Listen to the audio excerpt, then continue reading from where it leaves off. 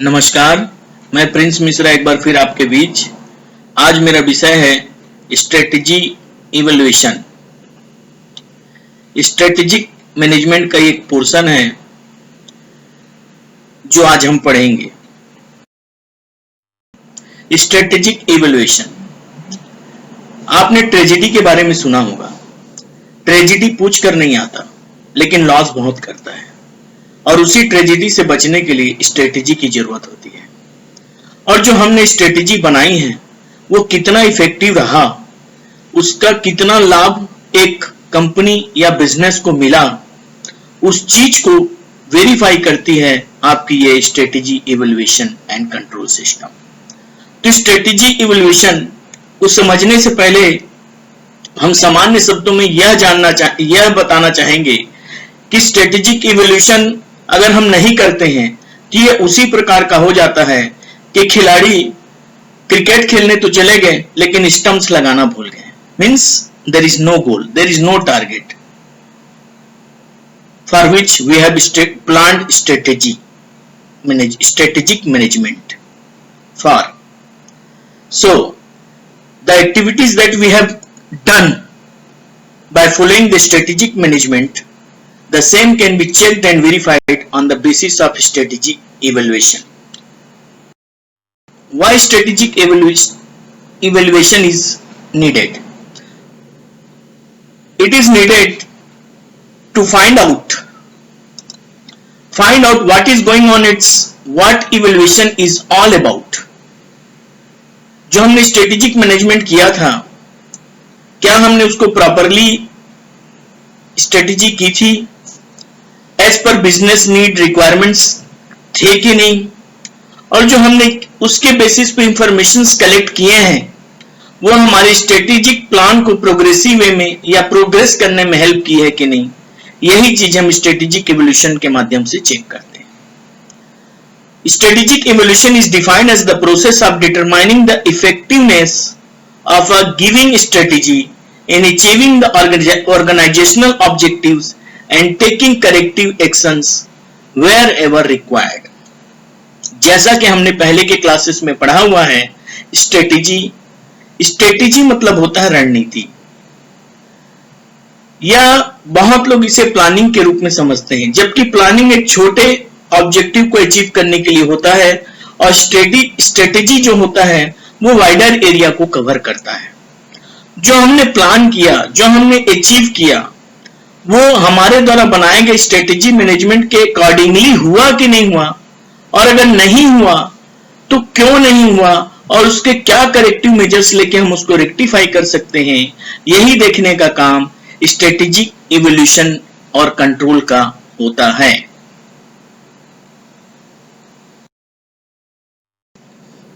Nature of strategic evolution. Nature of strategic evaluation and control process is to test the effectiveness of strategy. जो हमने strategy बनाई है, जो हमने strategy किसी भी प्रोजेक्ट, किसी भी ऑर्गेनाइजेशन के लिए बनाया है, whether it is effective for that particular project or not, or something else is required, it can be checked. For the purpose, strategy evaluation is needed. Second, there has to be a way of finding out whether the strategy being implemented will guide the organization towards its intended objectives. जो हमने strategy बनाई है वह इस प्रकार से organisation को guide कर रही है कि नहीं, कि वो अपने डिटरमाइंड गोल को इजीली अचीव कर पाए कि नहीं। Strategic evaluation and control therefore perform the crucial task of keeping the organizations on the right track. सामान्य शब्दों में हम कह सकते हैं कि स्ट्रेटेजिक इवोल्यूशन और कंट्रोल एक चौकीदार के रूप में काम करते हैं, जो एक ऑर्गेनाइजेशन के द्वारा डिफाइन किए गए या फिक्स किए गए टारगेट्स और गोल को उनके अचीव करने में डायरेक्टली इनडायरेक्टली हेल्प करती है by keeping the organizations on the right track. Next, through the process of strategic evaluation and control, the strategic attempts to answer set of questions as below. जब वो strategic process को follow करता है तब वो इन बातों को सरलता से बता पाता है। Are the premises made during strategy formulations provide to be correct? जो नेचर ऑफ बिजनेस है उसके अकॉर्डिंग बिजनेस प्रीमिसेस उनको प्रोवाइड किया गया है कि नहीं किया है। स्ट्रेटेजी उनको गाइड करती है कि वो अपने ऑब्जेक्टिव्स की तरफ कैसे आगे बढ़ सकते हैं। Next, are the organisations and its managers doing things which ought to be done? क्या वो वही कार्य कर रहे हैं जो स्ट्रेटेजी द्वारा उनको फाइनलाइज किया गया स्ट्रेटेजी मैनेजमेंट के द्वारा कि आपको टारगेट्स को अचीव करने के लिए ये कार्य करना है, या वो अपने जो उनको डायरेक्शंस या जो उनको रूट्स बताए गए हैं उसको वो फॉलो कर रहे हैं कि नहीं कर रहे हैं। Is there a need to change and reformulate the strategy? क्या जो हमने स्ट्रेटेजी बनाई है उससे हम सरलता से अपने लक्ष्य को प्राप्त कर पा रहे हैं कि नहीं? यदि हाँ, तो उसे और अच्छा कैसे बनाया जा सकता है, और यदि नहीं तो क्या सुधार की आवश्यकता है? How is the organisation performing? Strategic management को फॉलो करते हुए किस प्रकार का परफॉर्मेंस एक बिजनेस ऑर्गेनाइजेशन का है? Are the time schedule being adhered to? जो शेड्यूल्स बनाए गए अकॉर्डिंगली हो रहा है कि नहीं? Are the resources being utilized properly? किसी भी बिजनेस का प्रॉफिट या लॉस पे उसके रिसोर्सेज का optimum utilisation with minimum labour and minimum expenses का बड़ा योगदान होता है।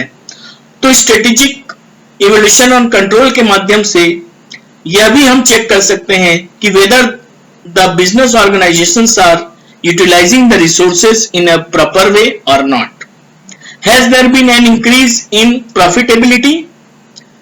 क्या हमने जो स्ट्रेटेजी बना के दी है या जो स्ट्रेटेजी मैनेजमेंट फॉलो की जा रही है उससे बिजनेस ऑर्गेनाइजेशन का प्रॉफिट बढ़ा है कि नहीं बढ़ा है? क्या हम अपने टारगेट्स की ओर बढ़ रहे हैं कि नहीं बढ़ रहे हैं? क्या हम अपने लक्ष्य को प्राप्त कर पाएंगे कि नहीं कर पाएंगे? इसलिए भी स्ट्रेटेजी इवोल्यूशन की आवश्यकता होती है। क्या हमारी स्ट्रेटेजी से हमारे कस्टमर्स बढ़े? क्या सेल्स इंक्रीज हुआ? ये चीज भी हम देख सकते हैं। क्या प्रॉफिट मार्जिन हमारी बढ़ी? आरओआई रिटर्न ऑन इन्वेस्टमेंट बढ़ा? क्या हमारा earning per share ratio increase हुआ कि नहीं? यह भी हम स्ट्रेटेजिक इवोल्यूशन के माध्यम से चेक करते हैं ताकि हम यह देख सकें कि जो हमने स्ट्रेटेजिक मैनेजमेंट बनाई है वो प्रॉपरली एग्जीक्यूट हो रही है कि नहीं हो रही है। Level of strategic evolution operations. Strategic control. At strategic level we are concerned more about the consistency strategy with the environment। जो वर्क एनवायरनमेंट है, जो एरिया एनवायरनमेंट है, उसके अकॉर्डिंगली ही हमने जो स्ट्रेटेजी बनाई है वो है कि नहीं, उस वर्क कल्चर से, उस एनवायरनमेंट से वो मैच खा रही कि नहीं, इस चीज को देखने का काम इसके अंतर्गत किया जाता है। Operational control. At the operational level, the effort is given towards assessing how well the organization is pursuing a given strategy। इसके अंतर्गत ये देखते हैं कि जो ऑपरेशनल लेवल है, how well way they are utilizing the strategy plan that provided to them। Now, what is the importance of strategic evolution? Strategic evolution helps to keep a check on the validity of strategic choice। हमने जो रणनीति बनाई हुई, strategy means रणनीति, जो हमने बनाई हुई है उसको हम चेक कर सकते हैं कि whether it is the best और समथिंग एल्स इज रिक्वायर्ड। दूसरा है an ongoing process of evaluation would in fact provide feedback on the continued relevance of the strategic choice made during the formulation phase। This is due to the efficiency of strategy evaluation to determine the effectiveness of strategy। इससे क्या होता है, जो work culture है, जो काम किया जा रहा है, उसका आसानी से फीडबैक अवेलेबल होता है जिस स्ट्रेटेजिक फॉर्मुलेशन फेज में जो हमने प्लान किया था उसके अकॉर्डिंग हमारा जो स्ट्रेटेजिक मैनेजमेंट था वो इफेक्टिवनेस रहा कि नहीं रहा, हम चेक कर सकते हैं। Strategic evolution can help assess whether decision match the intended strategy requirements. Strategic evolution से हमें यह सरलता से पता चलता है कि स्ट्रेटेजिक मैनेजमेंट के द्वारा जो भी डिसीजंस या जो उनके स्ट्रेटेजी को फॉलो करते हुए कार्य किए गए, डिसीजंस लिए गए, वो हमारे स्ट्रेटेजी रिक्वायरमेंट्स को फुलफिल कर पा रहे हैं कि नहीं, उनके फुलफिल करने में सहायक हो रहे हैं कि नहीं। Strategic evolution thoughts it's process of control, feedback, reward, review helps in successful culmination of the strategic management process। जैसा कि मैंने अभी आपको बताया, स्ट्रेटेजिक इवोल्यूशन एक चौकीदार की तरह काम करता है। जो भी हमने स्ट्रेटेजिक मैनेजमेंट के अंतर्गत प्लानिंग की है वो अकॉर्डिंगली फॉलो हो रही कि नहीं, उसको हर स्टेज में process of control, taking feedback, rewards and review work should be performed by strategic evolution so that it helps to make strategic management successful process. In the absence of such evolution process, managers would not know how to exercise such discriminations। यदि उनके पास strategic evolution करने का आधार ना हो, यदि वो अपनी strategy को रिवाइज और चेक नहीं करते, इवेलुएट नहीं करते हैं, तो किसी भी प्रकार के गड़बड़ी होने पर डिस्क्रिशंस को वो चेक नहीं कर पाते, सुधार नहीं पाएंगे। इसलिए स्ट्रेटेजिक इवोल्यूशन जरूरी होता है। The process of strategic Now, parties interested in strategic evolution। ऐसे कौन कौन से पार्टीज होते हैं जो स्ट्रेटेजिक इवोल्यूशन पर अपनी पैनी नजर रखते हैं? सबसे पहले शेयर होल्डर्स।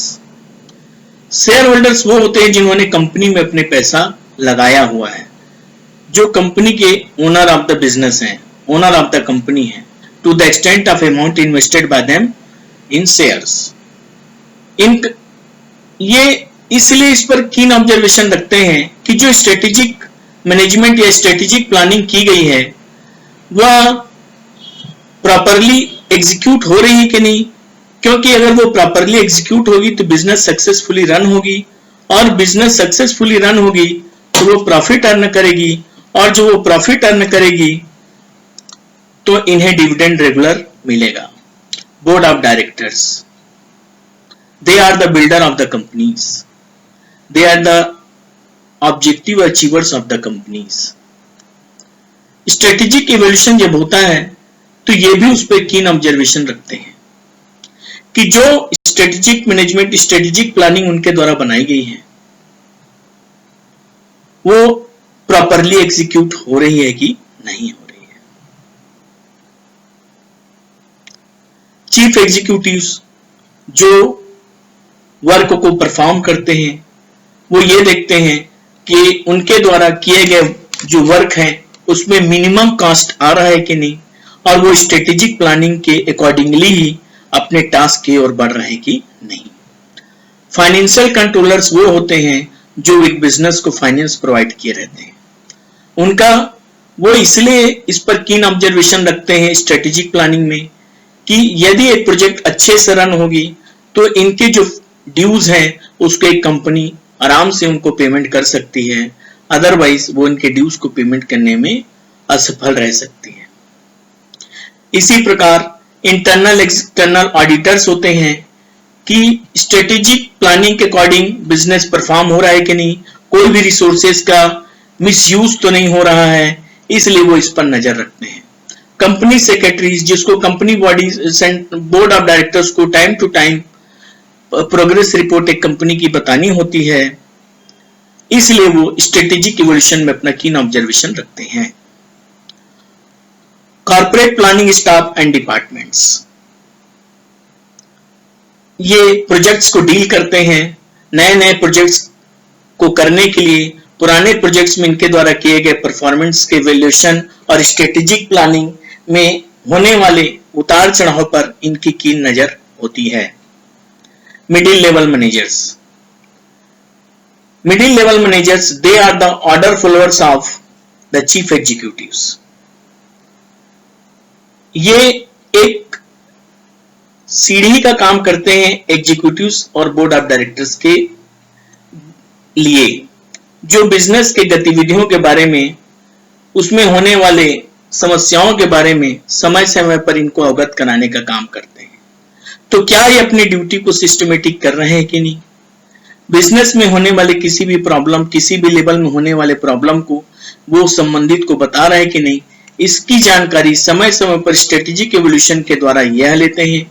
इसलिए इनकी नजर यह भी एक पार्टी होती है। Strategic evolution framework,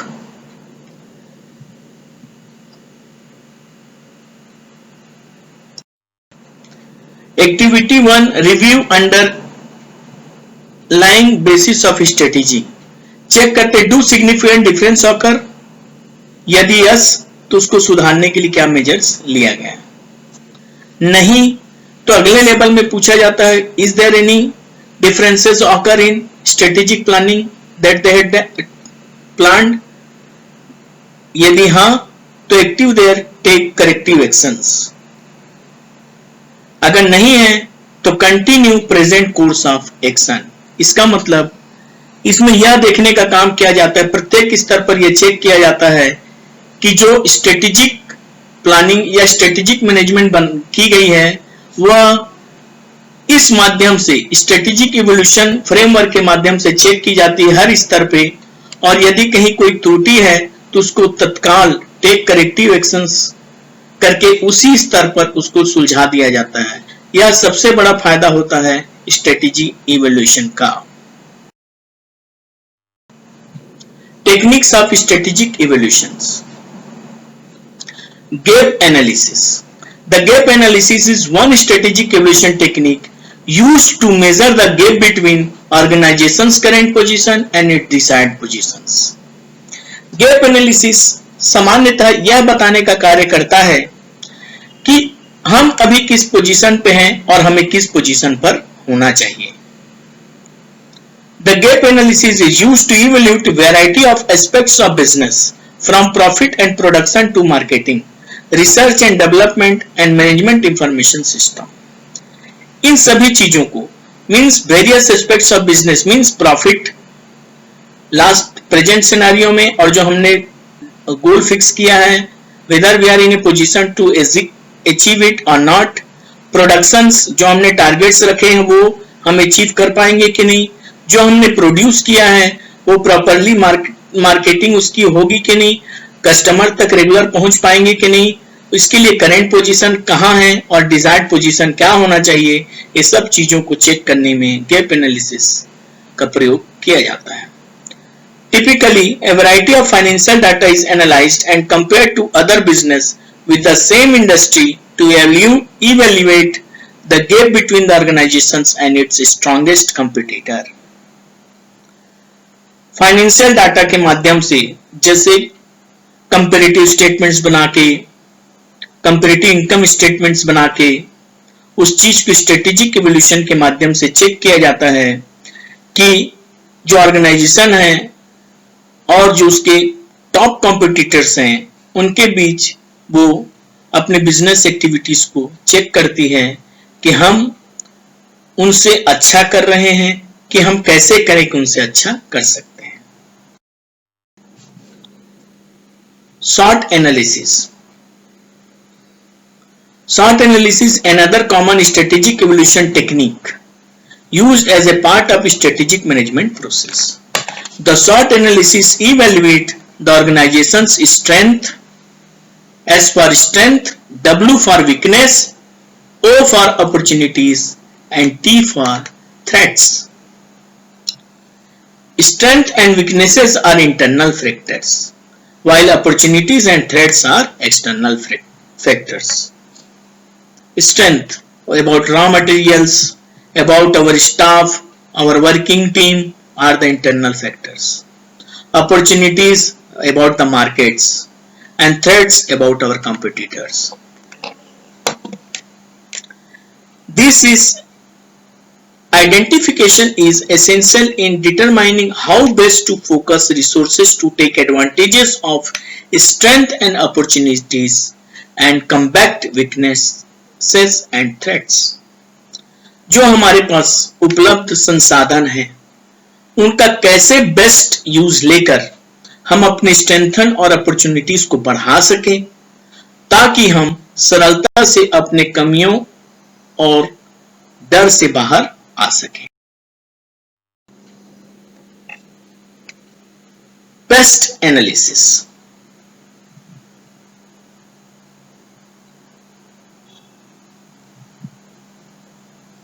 Pest analysis, another common strategic evolution technique is the pest analysis, which identifies the P for political, E for economic, S for social, and T for technologically factors that may impact the organization's ability to achieve its objectives, which can be used by strategic evaluations as a techniques.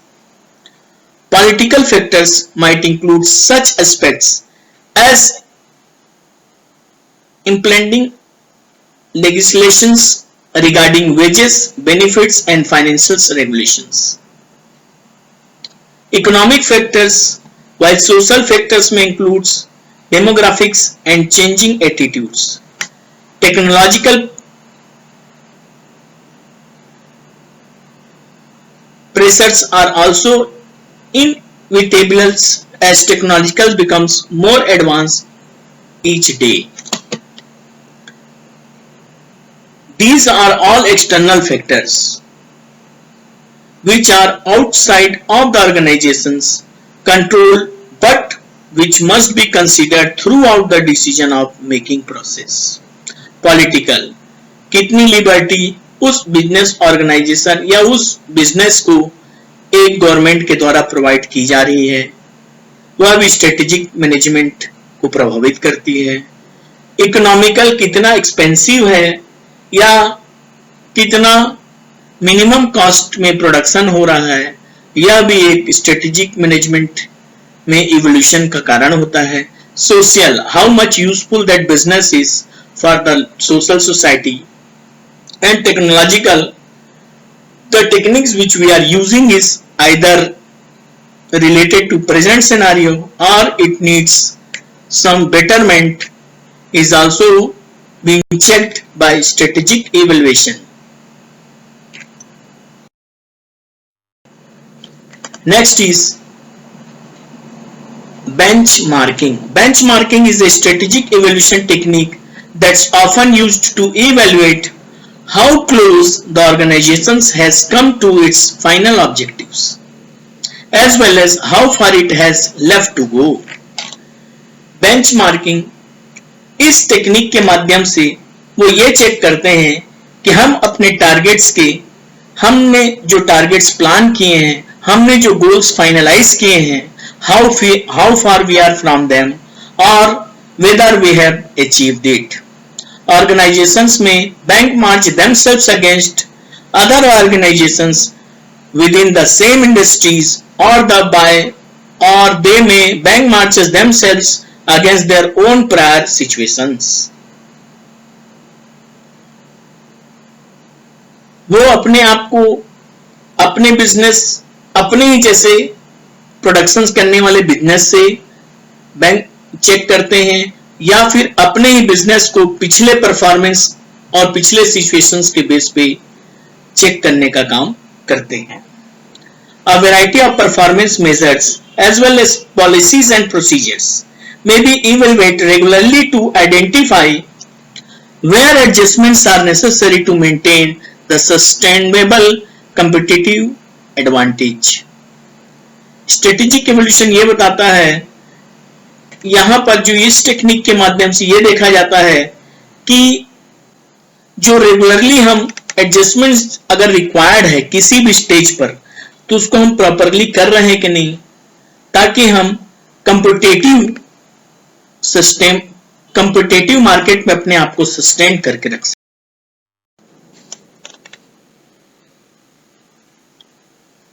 Techniques of strategic evolution continued. The balanced scorecard. The balanced scorecard is an important strategic evaluation technique. It is a process that allows firm to evaluate strategies from 4 key perspectives: financial performance, customer knowledge, internal business process, and learning and growth. It answers the following questions. How well is the firm continually improving and creating values such as innovations, products, qualities? Second, how well is the firm sustaining and even improving upon its core competencies and competitive advantage? How satisfied are the firm customers? Means, on the basis of balanced scorecard means it based on 4 perspectives: financial performance, customer knowledge, internal business process, and learning and growth. It means financial performance, appropriate quantity of cash which is required for the production process with minimum loan raise cost, customer knowledge about the products, internal business process, and learning and growth, how to be sustained, how to be fit for competitive market, to learn about the new techniques, new methods, and the ways to growth the business. These all can be easily answered with these following questions.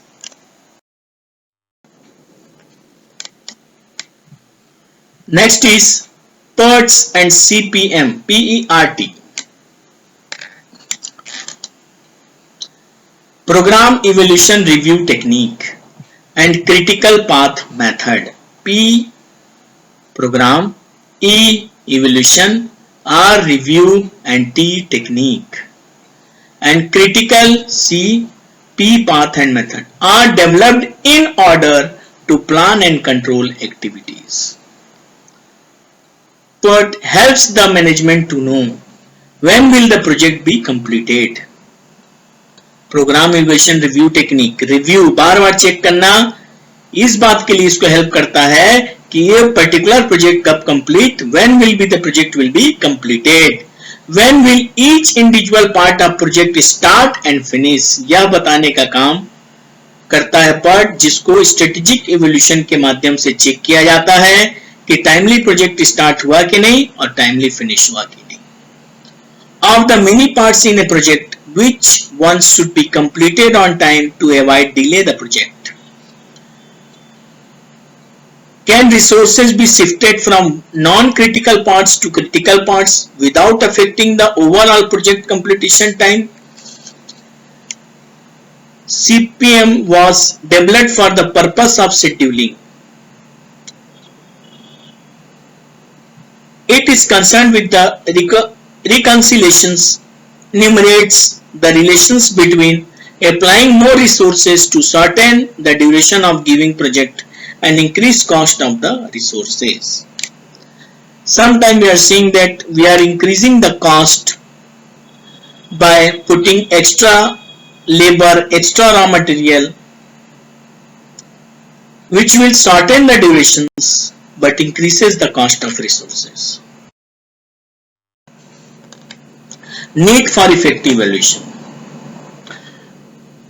Now, why there is a need of effective strategic evaluation?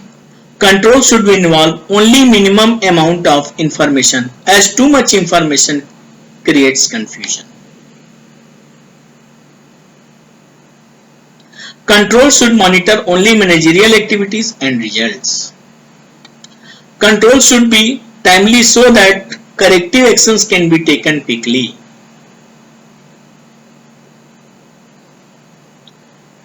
Through the evaluations, every steps can be checked, judged and evaluated. So it is very easy for them to control the activities as and where it is required. Control should be timely so that corrective actions can be taken quickly. Long-term and short-term control should be used so that a balanced approach can be adopted. It means routine evolution is there and duration evolution is there, which helps to use so the balanced approach can be adopted. Control should aim at pinpointing exemptions as nitpicking does not result in effective evolution.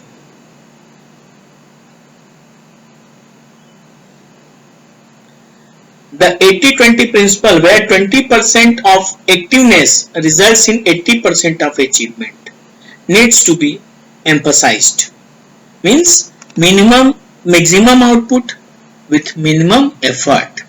Reward of meeting or exceeding standards should be emphasized so that managers are motivated to perform. It is very essential for any business organization that reward should be given to their managers and the team members who are performing their best for achieving the targets. It will not only motivate the staff but make them compelled to give their best due to the rewards that they are getting for their performances.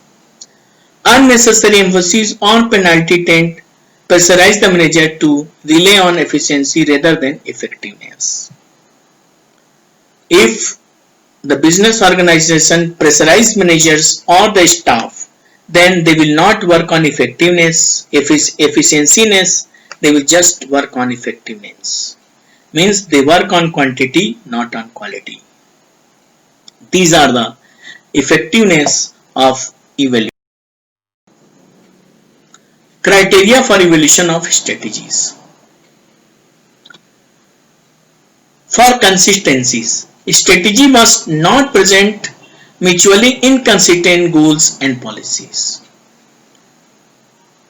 Consonance, the strategy must represent an adaptive response to the external environment and to the critical change occurring in it. Next, advantages. A strategy must provide for the creation or maintenance of competitive advantages in a selective area of activities.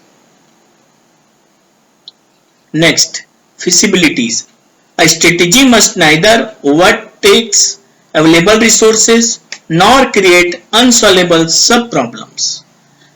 The final board test of a strategy is to feasibility that it can be strategy by be attempted within the physical, human and financial resources of the enterprises. It means evaluating strategies stick with the strategic management, whether the performance is performed according to the steps which was given in strategic management or not. If not, then they will let them, the management or the business organizations, to do accordingly as per the strategic management. This was the basic criteria used by or adopted by the strategic evaluating system. Hindrance in evaluations. Problems, hindrance, limitations. Limits of control. They are bounded. They are strict to go with the strategic management. It doesn't matter whether the strategic management is good, beneficial for that business organization or not. The strategic evaluation team has to stick with the policies, steps and the plans that was made. That's why they are having limited limits of control. Difficulties in measurements. There are many work many sites where it is very difficult for the team of strategic evaluation to measure the defined targets with the present achieved portion. Resistance to evaluation, short-termism, and rely on efficiency, doing things right versus effectiveness, doing right things.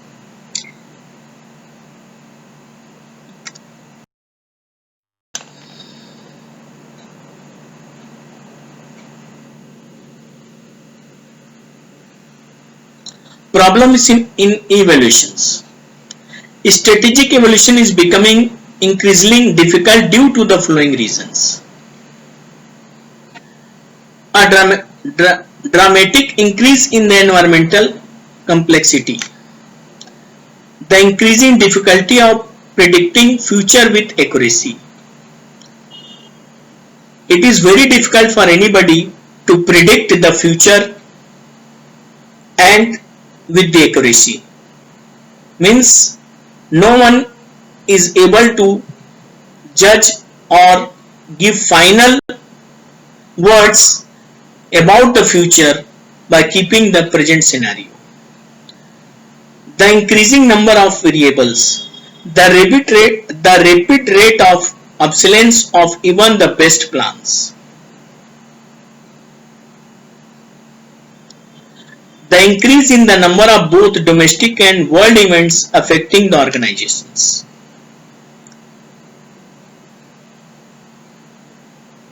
Problem in evolution is this is one of the critical problem, domestic and world events affecting the organization. Sometimes the world market will affect the business and which compels the business organizations to review on their strategic management. In such a case, it is very difficult for strategic evaluation team to evaluate the situation of the business organization. As what we are facing nowadays or the business organizations are facing nowadays due to COVID in all over world. The decreasing time span for which planning can be done with any degree of certainty.